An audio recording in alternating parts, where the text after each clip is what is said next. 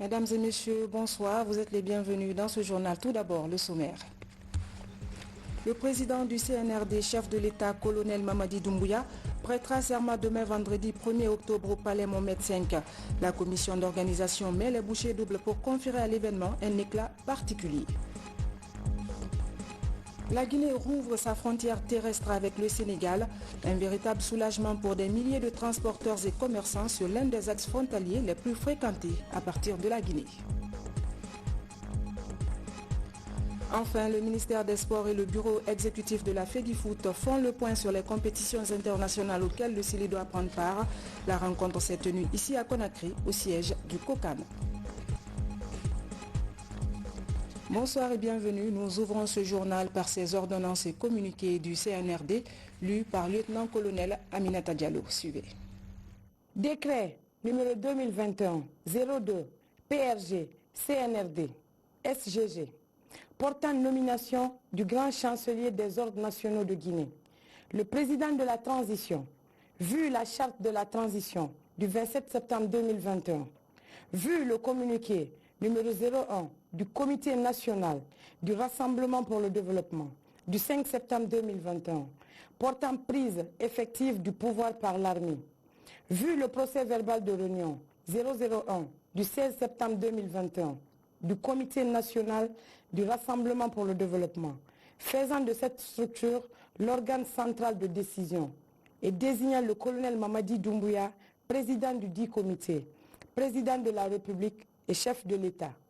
Le Comité national du Rassemblement pour le développement, entendu, décrète, article 1er, le général de division à la retraite Ibrahima Diallo est nommé grand chancelier des ordres nationaux de la République de Guinée. Article 2.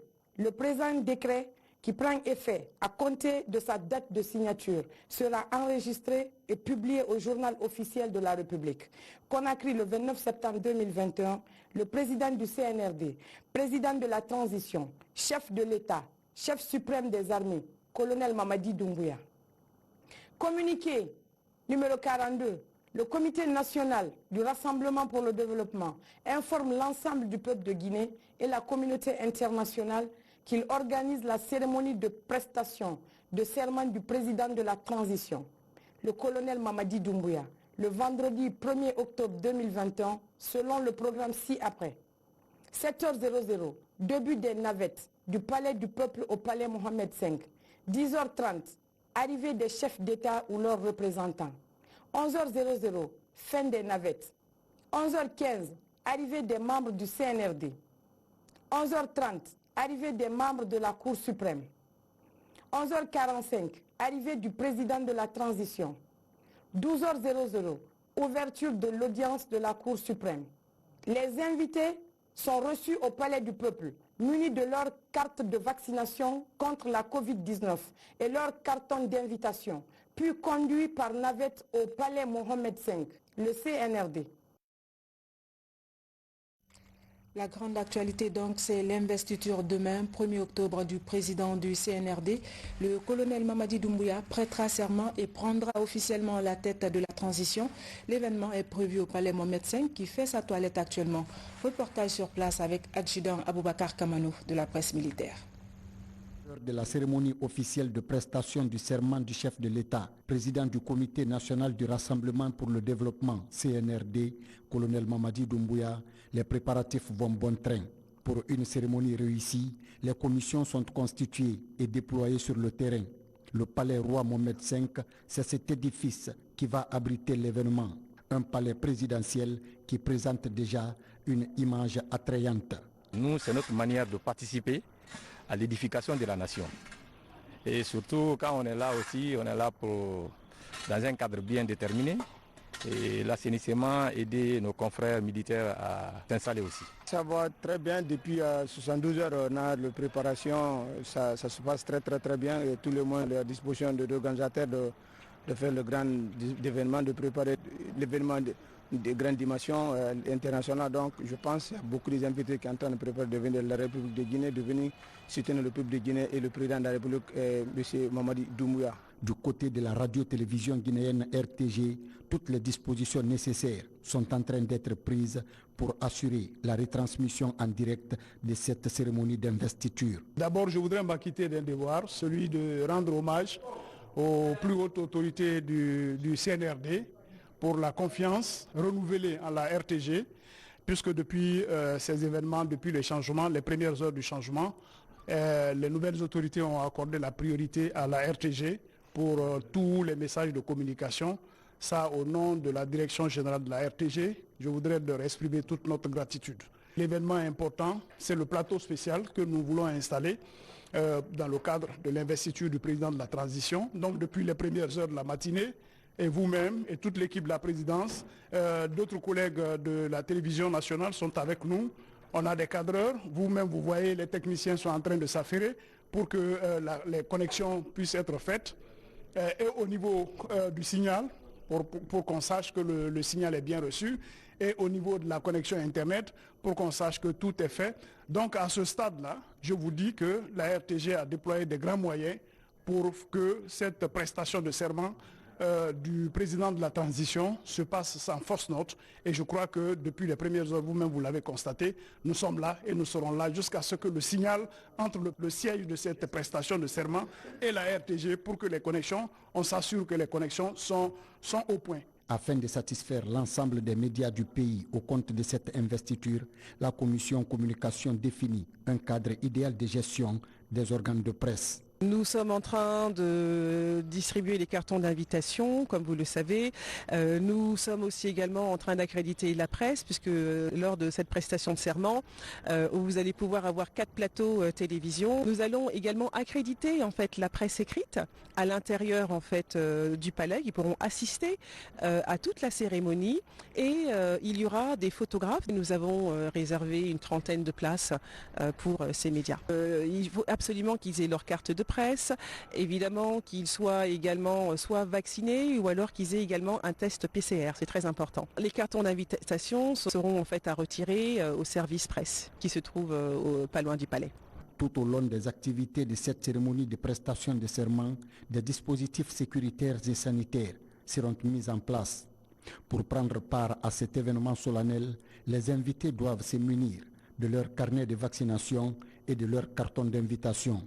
Et en ce qui concerne la sécurité de l'investiture en global, il y a d'abord un élément statique qui va s'occuper de la sécurité de tout le carrefour sur l'itinéraire de l'aéroport en passant par le palais du peuple jusqu'au palais des nations. On a un autre élément dynamique qui va assurer l'escorte et le transport des délégations vers le palais du peuple. Et on a une réserve qui est là en mesure d'intervenir au profit des deux éléments, que ce soit les éléments dynamiques ou les éléments statiques. Nous serons avec la police et le groupement des forces spéciales. Donc les tâches sont réparties. Nous serons là juste pour vérifier les laissez-passer et puis les véhicules autorisés à rentrer. La population est sensibilisée à travers le communiqué qui a passé. Les invités qui seront autorisés à participer à l'investiture sont tenus d'abord en compte au niveau du palais du peuple. Ils sont embarqués dans les navettes qui vont les conduire au palais des nations. Tous ceux qui ne sont pas concernés par rapport à la cérémonie, qui n'est pas invité, ne doivent pas même rentrer dans la commune Kaloum. Parce qu'il y a un dispositif sécuritaire qui est au niveau du pont 8. Qui va filtrer tous les éléments pour rentrer dans la commune Kaloum. En attendant, l'heure est au dernier réglage, ici au palais Roi Mohamed V. Ce communiqué, le premier président de la Cour suprême de la République de Guinée porte à la connaissance du peuple de Guinée qu'elle tiendra une audience solennelle le vendredi 1er octobre 2021 dans la salle de conférence du palais Mohamed V, palais des Nations, pour recevoir le serment de son Excellence Monsieur le Président du CNRD, Président de la République, chef de l'État, le colonel Mamadi Doumbouya, conformément à l'article 47 de la Charte de la Transition. Seules les personnalités munies de cartes d'invitation délivrées par le protocole d'État auront accès à la salle d'audience. Fait à Conakry le 30 septembre, signé Mamadou Silla. La prestation de serment du colonel Mamadi Doumbouya, président de la transition, c'est donc demain au palais Mohamed V. Quel est le sens de cet exercice, sa portée mais aussi son importance? Fagimba Mara, juriste, nous apporte des précisions au micro de Maurice Sidibé. Constitutionnel de la République de Guinée, cet exercice a commencé avec la Constitution de 2010. De 1958 à 2010, pratiquement, il n'y avait pas ce mécanisme-là. Le président de la République, à l'occasion, c'est-à-dire de la prestation de serment, s'engage devant le peuple de Guinée et jure devant le peuple de Guinée que tous les engagements qui sont contenus dans la Constitution vont être respectés. Maintenant, si nous parlons du président de la transition qui va prêter serment le vendredi demain devant le peuple de Guinée, vous savez, c'est à la publication de la charte de la transition que, si vous voulez, maintenant qui oblige le président à venir s'engager, à venir jurer devant le peuple de Guinée que tous les engagements qui sont contenus dans la charte, toutes les obligations qui sont contenues dans la charte et qui méritent d'être respectées dans l'intérêt du peuple de Guinée, dans l'intérêt de la nation guinéenne. C'est à l'occasion de cette prestation de serment qu'il vient s'engager devant le peuple de Guinée, qu'il va respecter et qu'il fera respecter toutes les dispositions contenues dans cette charte. Vous savez, c'est très important pour le peuple de Guinée. Cette charte-là, qui décrit, si vous voulez, la gestion de la transition dans une période déterminée, va engager les autorités de la transition à abattre ou à accomplir beaucoup de missions. Ces missions-là, ce sont des engagements. Et à la fin de la mission, il y a des engagements très importants. C'est qu'il faut passer le relais. Avec la fin des élections qui vont être organisées, il faut que le président de la transition s'engage pour dire qu'au sortir de la transition, les engagements pris vont être honorés. Voilà le sens de la prestation de serment. Cet autre communiqué à l'occasion de la cérémonie solennelle de prestation de serment de son Excellence le colonel Mamadi Doumbouya, président du Comité national du Rassemblement pour le développement, dans ses hautes fonctions de président de la transition, chef de l'État de la République de Guinée, le secrétaire général du ministère de la fonction publique et du travail porte à la connaissance des travailleuses, travailleurs et agents des secteurs publics mixtes et privés que la journée du vendredi 1er octobre 2021 est déclarée férié, chômé et payé sur toute l'étendue du territoire national. À cette heureuse occasion, le secrétaire général du ministère de la fonction publique et du travail adresse ses remerciements à l'ensemble des travailleuses et travailleurs de Guinée pour leur adhésion à la déclaration de prise de pouvoir par les forces de défense et de sécurité de notre pays. Sur un autre plan, la Guinée rouvre sa frontière terrestre avec le Sénégal. Les derniers détails sont réglés. Cela fait suite à une annonce du CNRD. La décision réjouit les citoyens le long des frontières, soulage les commerçants, mais surtout raffermit les liens avec un pays frère. Reportage Sarafoudine Gallo, Mamadou Alpha Baldé. À plus de 300 km de la baie, Oundoufourgou, dernière localité entre la Guinée et le Sénégal. Après plus de 12 mois de fermeture, la frontière est en passe de renouer avec son trafic habituel. Par cet acte, le gouverneur par intérim de la région marque le retour à la normale. Le jour tant attendu est arrivé aujourd'hui. Parce que le Comité national pour le rassemblement et du développement, son souci constant pour le bien-être de la population guinéenne et pour encore raffermir les relations entre la République sœur du Sénégal et la Guinée, m'ont ordonné de venir procéder aujourd'hui à l'ouverture solennelle des frontières entre le Sénégal et la Guinée. La matérialisation de cette décision des nouvelles autorités est une source de soulagement pour les opérateurs économiques et autres services techniques. Dieu a fait que depuis presque 2 ans, ces deux peuples qui sont liés par l'histoire et la géographie ont été coupés l'un de l'autre. Donc nous avons, à travers aussi cette fermeture de la frontière, nous avons vu que les deux économies des pays, que ce soit le Sénégal et la Guinée, ces deux économies sont presque totalement anéanties. Donc aujourd'hui, c'est l'occasion pour nous et une joie d'assister ici à cette réouverture de la frontière pour revoir les mêmes peuples-là se retrouver ici à Boundoufourdou et revoir encore, en tout cas, le développement des deux pays, en tout cas prendre un autre élan. Entre les deux pays, avec la fermeture là, ça joue sur le plan économique et social. Ici, l'ensemble des forces de défense et de sécurité comptent s'investir dans la sécurisation des personnes et leurs biens, le tout dans le strict respect des mesures sanitaires. Depuis l'annonce de la réouverture de la frontière terrestre avec le Sénégal, les voyageurs s'activent dans les gares routières. Le marché de produits locaux à exporter reprend également des couleurs, mais pour l'instant, les transporteurs s'organisent pour une reprise effective de toutes les activités commerciales. Reportage Mounir Bari. Cet après-midi, l'animation monte en puissance à la gare routière de Matam. L'une des raisons de cette atmosphère est liée à la réouverture des frontières avec les pays voisins. Une décision prise par le Comité national du rassemblement pour le développement CNRD. La mesure est vivement appréciée dans la cité. Opérateurs économiques, chauffeurs et usagers de la route saluent les nouvelles dispositions qui allègent la souffrance des populations. Depuis un an et quelques, nous sommes à l'attente de cette réouverture. Mais si aujourd'hui, la nouvelle autorité a décidé de rouvrir cette frontière, vraiment, nous sommes très soulagés. En tant que chauffeurs, nous sommes vraiment ravis parce que si les frontières sont fermées, nous les transporteurs, on a des difficultés. Et puis, parce que s'il y a des frontières qui sont ouvertes, il y a des commerçants qui voyagent. Et s'il n'y a pas de commerçants qui voyagent, nous, on ne peut pas faire des voyages. À Matam et le grand marché de Madina, les acteurs déplorent l'impact causé par la fermeture des frontières avec les pays de la sous-région, notamment au niveau des acteurs des transports terrestres et du commerce des produits périssables comme la pomme de terre et l'ananas. Le président de la Chambre du commerce de Matam et vice-président de la Chambre régionale du commerce de Conakry encourage les autorités à sécuriser les opérateurs économiques et leurs biens contre les coupeurs de routes. Les opérateurs économiques, commerçants et étalagistes qui dépendaient des produits qui venaient de la sous-région, qui ont eu un impact très négatif, et aussi surtout les consommateurs guinéens qui ont vu ces denrées-là en hausse de façon exorbitante.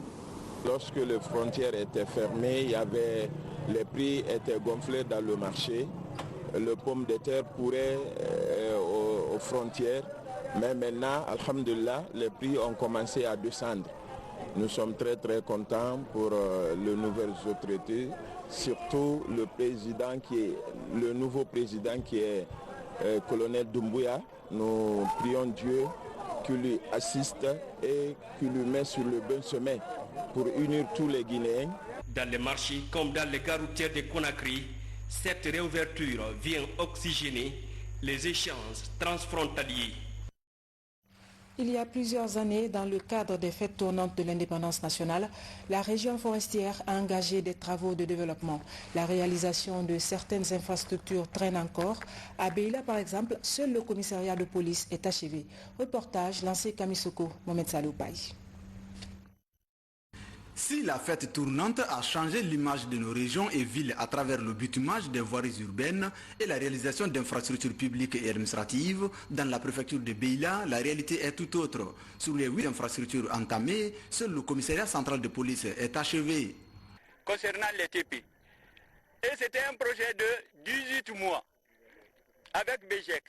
Et les 18 km par chose sensiblement égale à 20, jusqu'à présent, nous sommes à un niveau un peu éloigné.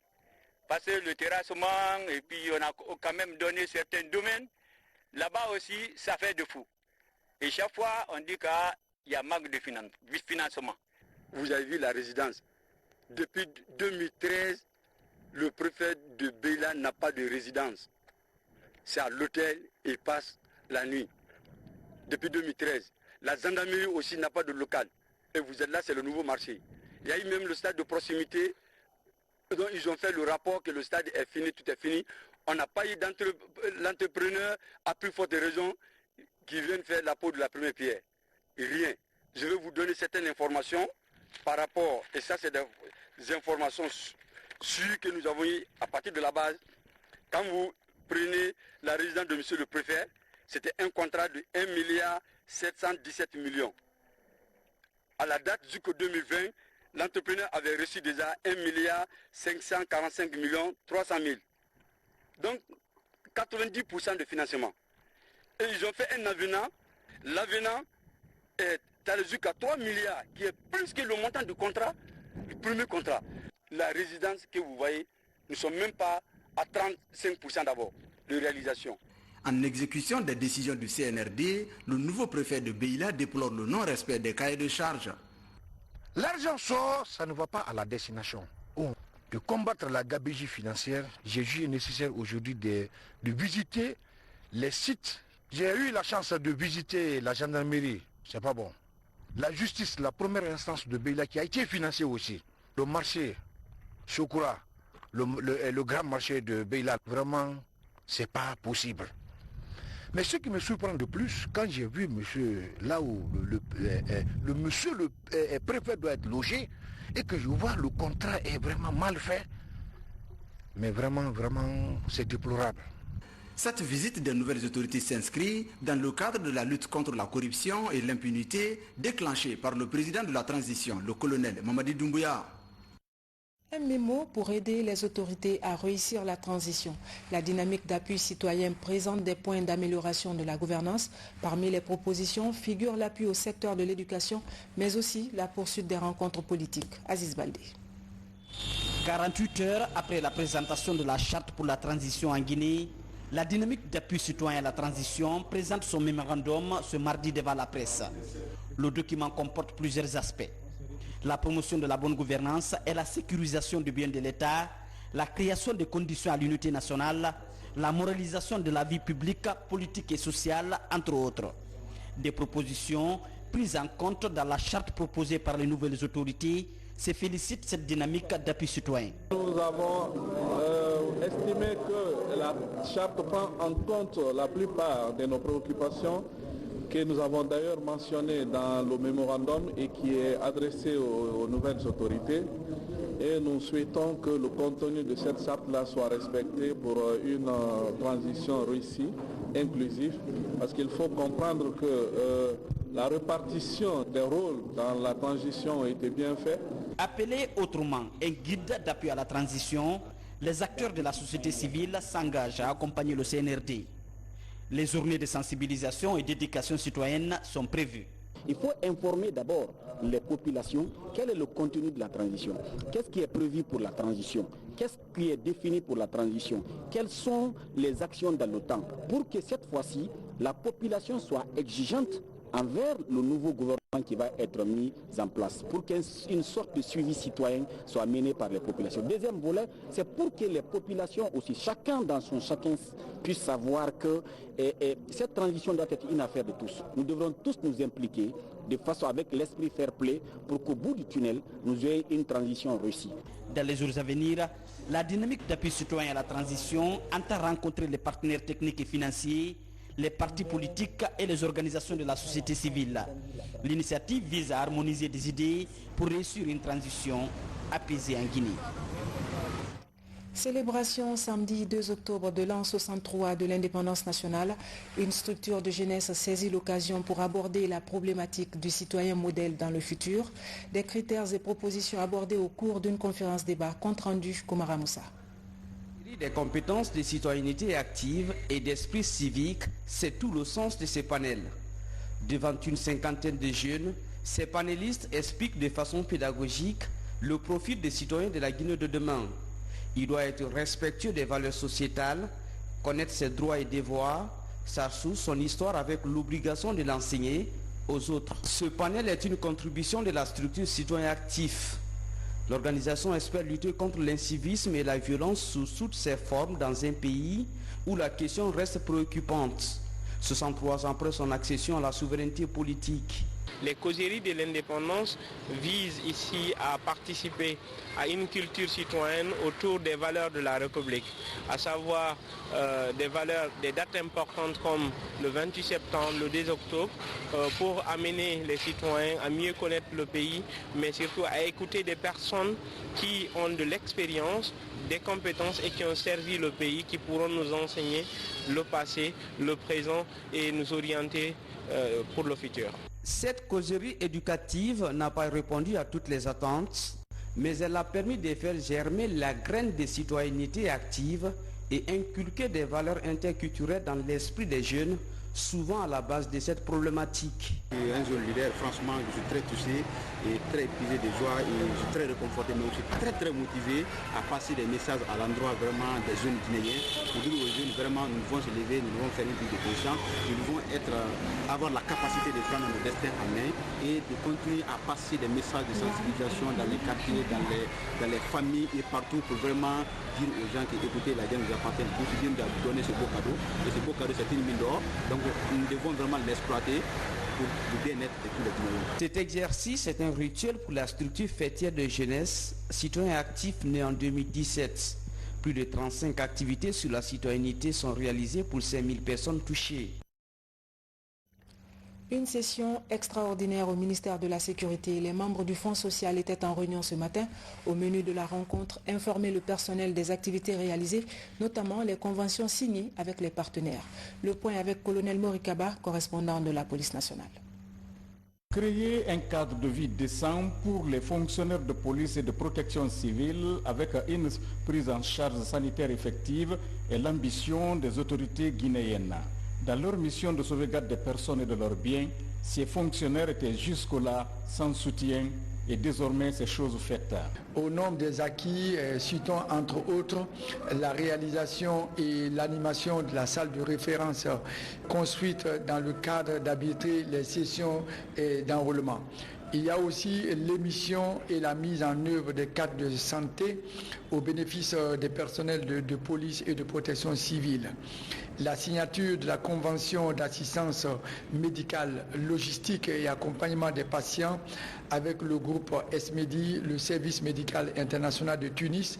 Et récemment, nous avons évacué pas mal de policiers en direction de la Tunisie pour bénéficier des soins médicaux. Les autorités du Fonds social de sécurité sont très ambitieuses et l'avènement du CNRD au pouvoir vient les réconforter dans leur souci de soutenir les fonctionnaires de police et de protection civile. Les nouvelles autorités du CNRD ont fait un pari et pris un engagement, le renforcement des institutions et surtout les services de sécurité et de défense. C'est en cela que le Fonds social de la sécurité et de la protection civile va occuper une place très importante. Au cours de cette réunion du personnel du Fonds social de sécurité, le satisfecit octroyé par son partenaire médical SMEDI International a été présenté de façon officielle, comme pour dire que les policiers et ceux de la protection civile sont les bienvenus à la structure médicale tunisienne SMEDI International. Sport enfin et la redynamisation du football guinéen. Une rencontre de travail s'est tenue ce matin. Le secrétaire général du ministère des Sports et certains membres de la Fédération guinéenne de football ont planché sur la participation des clubs locaux engagés dans des compétitions continentales. Fatoumata Matizasouma, Kadietou Traoré. Les membres de la Fédération guinéenne de football et le staff du CILI échangent avec le secrétaire général du ministère des Sports, Fodeba Istokera.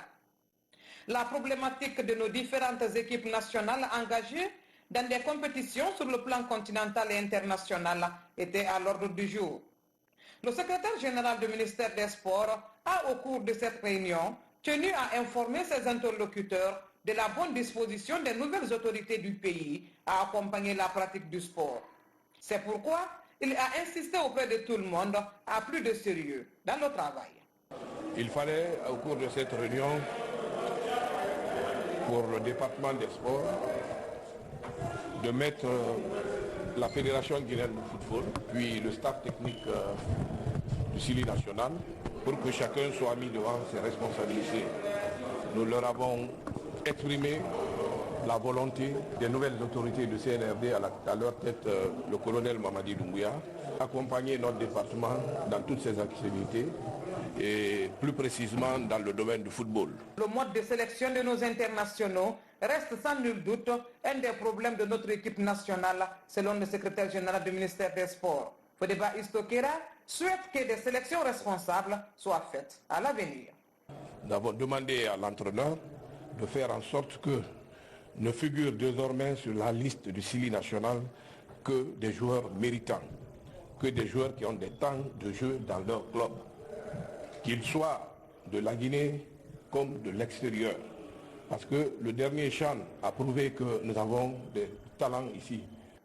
À l'issue de cette rencontre, aux allures de renouveau, on espère qu'un vent nouveau soufflera sur notre football, tant chez les dirigeants que chez les athlètes. Voilà, mesdames et messieurs, c'est la fin de ce journal. Je vous remercie de l'avoir suivi. Demain, à 20h30, vous serez avec Falilou Diallo. Moi, je vous dis bonsoir et à très bientôt.